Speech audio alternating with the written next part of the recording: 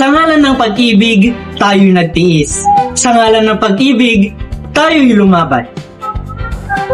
Napapansin ba ninyo ang mga salitang paulit-ulit sa simula ng pangungusap? Ano kayang uri ito ng tayutay? Halika't samahan ako tuklasin. Ang anapora ay pag-uulit ng salita o parirala sa unahan ng magkakasunod na pangungusap o sugnay upang bigyang diin ang isang ideya. Halimbawa, para sa iyo ang Pilipinas, para sa akin, at para sa lahat ng Pilipino. Hindi ako susuko sa hamon ng buhay. Hindi ako uurong sa aking mga pangarap. Hindi rin ako matatakot sa mga kabiguan.